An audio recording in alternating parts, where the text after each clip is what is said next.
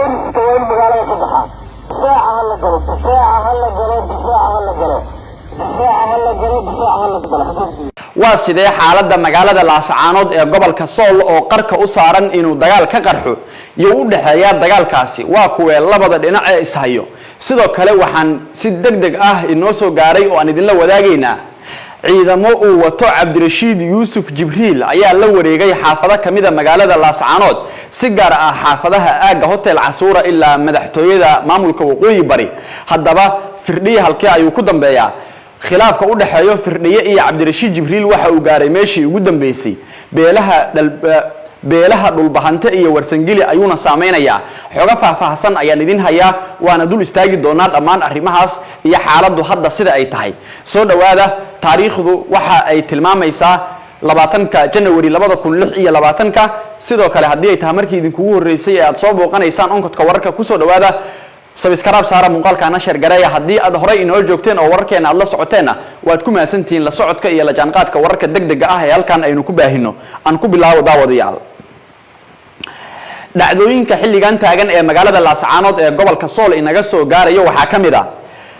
wararkii ugu dambeeyay waxa ay sheegayaan in xaaladda magaalada Laascaanood ee gobolka Sool ay qarka u saaran tahay inuu ka qarxo dagaal khilaaf aad u culus ayaa soo kala dhaxgalay madaxweynaha maamulka Waqooyi Bari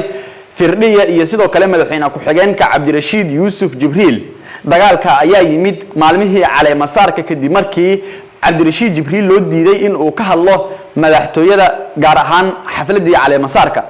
Jibriil ayaa arinkaasi waxa uu ka qaaday cara aad u xoogan marka wixii ka dambeeyana waxa uu dagaal culus la galay madaxweynaha maamulka Waqooyi Bari Cabdiqaadir Firdhiye maanta munaasabad qada sharaf ah oo la rabay in labada dhinac lagu heshiiyo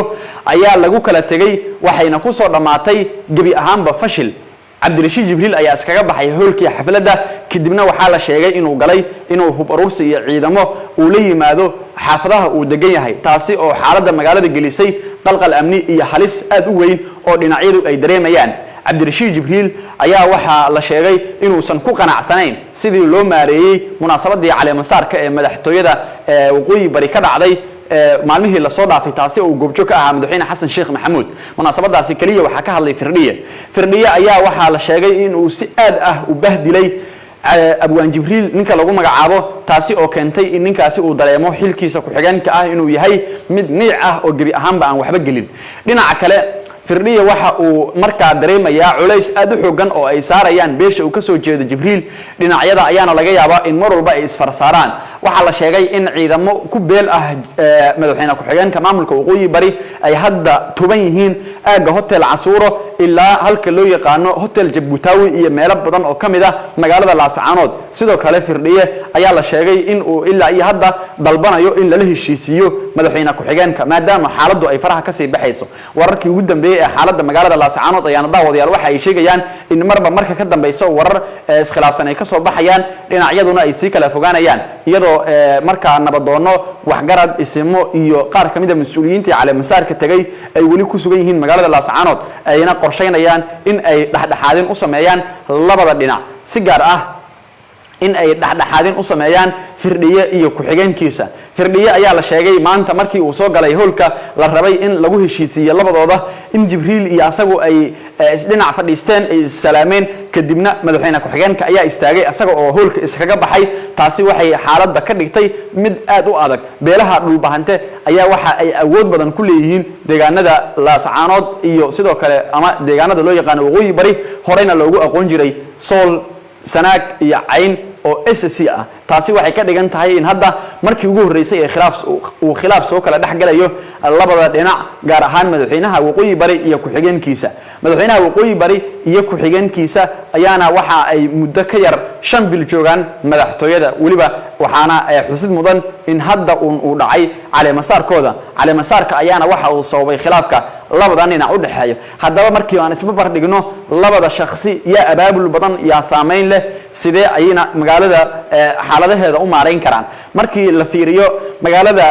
Laascaanood gudaheeda firdhiye ninka la yiraahdo aad ayaa looga aaminsan yahay beeshiisa maadaama halkaas ay u badan tahay Cabdirashiid Jibriilna waxa uu arkaa in magaalada Laascaanood uu saameyn ku leeyahay in kasta oo deegaanadiisa dhinaca kale ay yihiin oo meesha uu ku xigeen ka yahay haddana waxa uu diidan yahay sidii loola dhaqmay iyo in khudbad laga sii waayo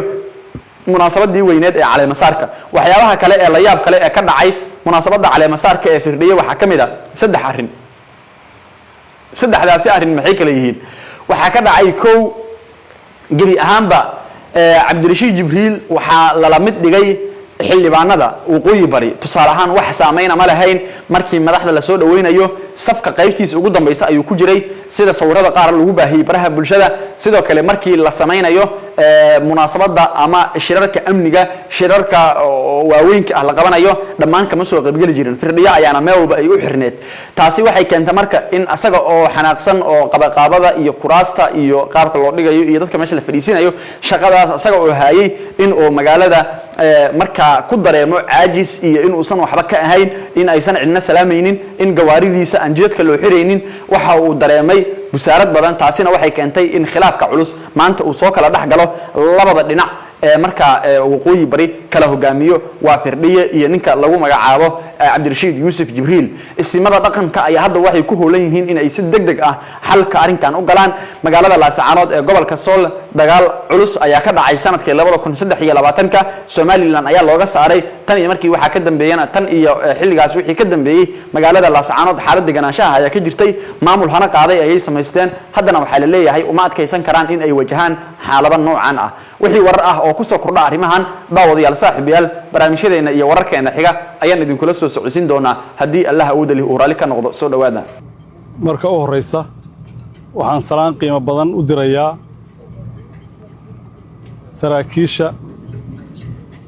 saraakiil xigeenada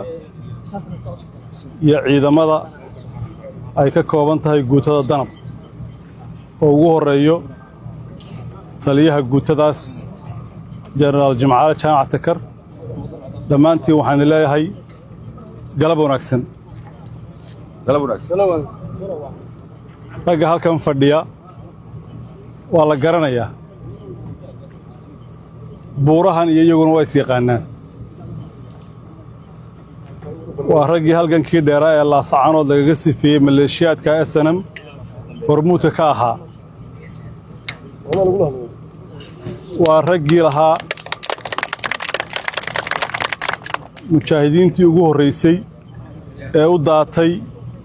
dhufaysadii cadowga waa raggii lahaa taliya aarsade cabdimudalib iyo in kaloo fara badan waa raggii 25 Agost qaybta weyn ka qaatay cadowga saaristiisii buurta dhagxayacda barbarkeeda waan ku kulanay jenaraal Jimcaale ku kulanayaan subaxa haddeertana halkan waxaad u fadhidaan inaad waajibkiina sii gudataan waxaad u wareegaysaan jiidaha gobolka Sool khaasatan guumaysiga nawaaxigeeda cidna duulaan kuma nihin waxaad u taagantihiin inaad nabadgelyada sugtaan wixii xadgudub nabadgelyo darraa sameeyana tallaabo ka qaadaan sidaasay u taagan yihiin dhammaan ciidamada aad ka tirsan tihiin SNA iyo kuwa waqooyi bari intuba mar kale ku soo dhowaada deegaanada aad sifayseen oo nabadgelyo ah ku soo dhowaada guryihiinni iyo dadkiinni idin jeclaa waad mahadsantihiin